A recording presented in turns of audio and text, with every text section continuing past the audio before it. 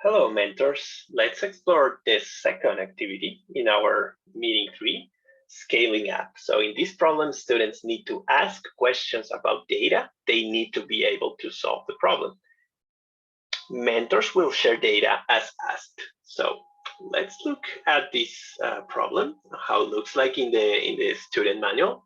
So it says scaling up. We want to make a lot of vegan cakes to serve to the people attending a 5-day festival. You are in charge of buying the cocoa powder. How much money do you need in total? And so that's going to be the question that students will be focusing. How much money do they need? But well, they will notice that there's not too much information. They only know that, okay, they need a lot of cakes and there's a 5-day festival. So your mentors have some secret information. Ask questions to your mentors that may be helpful to find the answer. Work as a team. And so this is how it will go. So let's look at the teaching manual to explore it a little bit more. So you will have these 5 clues that, behind the scenes, you don't want to show them to the students right away, but these 5 clues, and students will be asking just things about what they need to know. For example, they could ask for the price of the cocoa, or how many people show up in total, or how many people really eat the cake, etc., etc. How many servings does the cake have? And so you want to discuss these answers with them. First, you want to ask them why they need to know that information, and then you want to answer not just giving the information, but giving a little more, telling a story. For example, you could say, this 3.5 cup of Frontier costs $8. It has raised in the past few months because blah, blah, blah. So you just create a simple story. Students will be, of course, asking a lot of questions and then recording the answers as a team.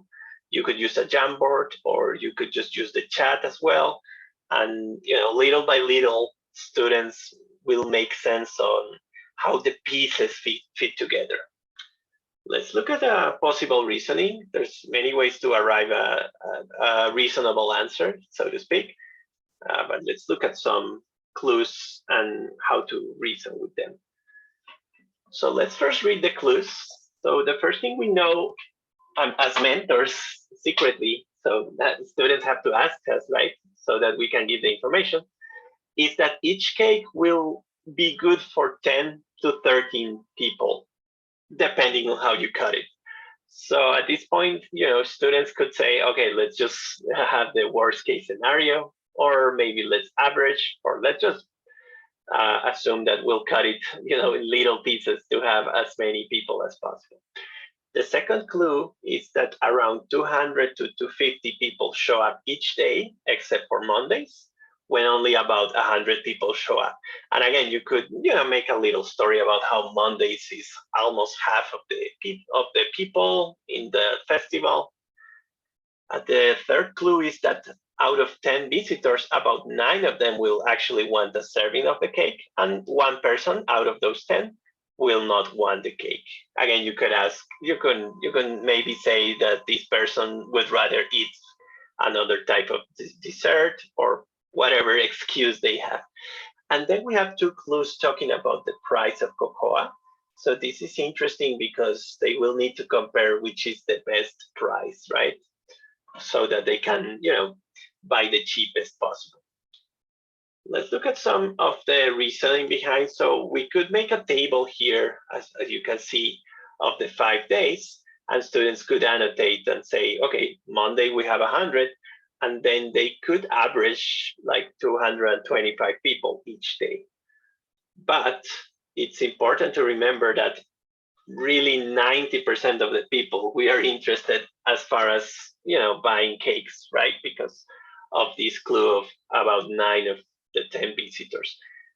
What happens if students never really did ask about this? Well, it's fine. They could still solve the problem, just, assuming that 100% of the people will get a cake, which is an assumption. Maybe at the end you can tell students, you know what, only 90% of the visitors would want the cake. You should have asked about that, but it's perfectly fine if they don't.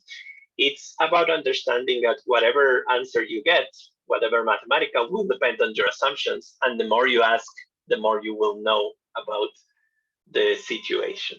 So that's that. Then they'll compare this frontier, and this means that 3.5 cup. So yeah, let's look at the problem. In the clues in the teaching manual actually had a 3.5. So I'll just make a change. Sorry about that. A 3.5 cup will cost $8. So of course a 7 cup will cost $16. Whereas in the Rodale brand, you know already that a 7.5 cup will cost $16. So you would of course prefer Rodale, right? It's better. So that's the price. And then it's about putting the pieces together. You could make a table. You could make a table of these three data, the people, the cups of cocoa, and the price. So again, these 10, you could change it by 13 or by an average, but let's just pretend that students want to go with 10, worst case scenario.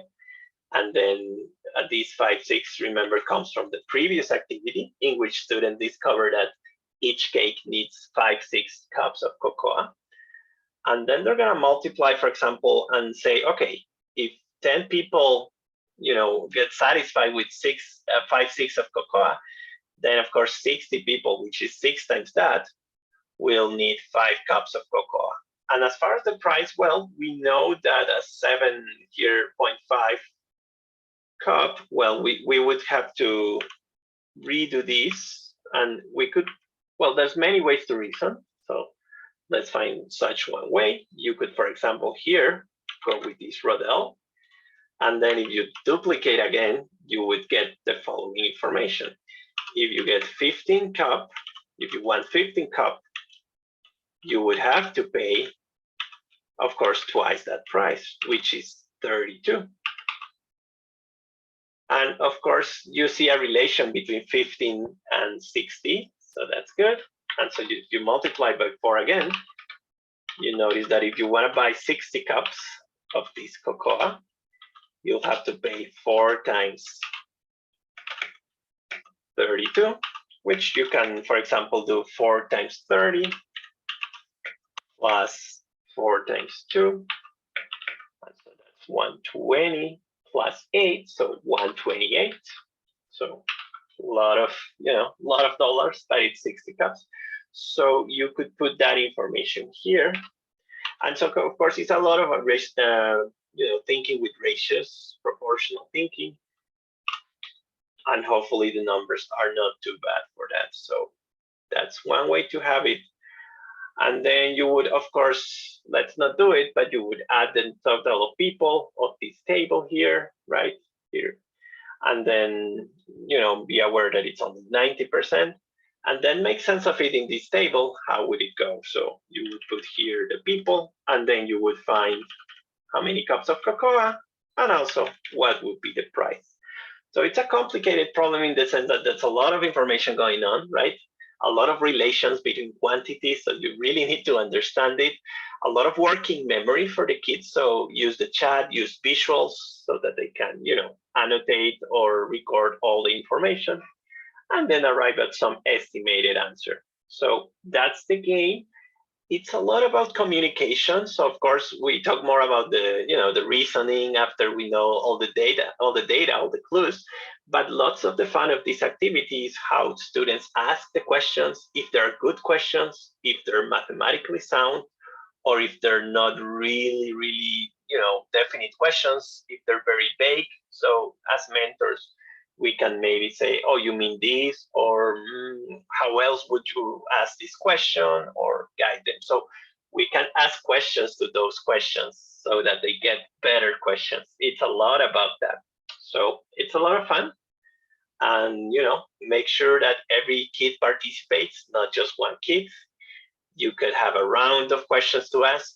Also have fun if they ask, questions that have nothing to do with the actual math needed to solve the problems, and you can make up answers. For example, where is the festival? Then you can say it's in Santa Ana, or it's in France, or whatever you want, and just have a fun conversation.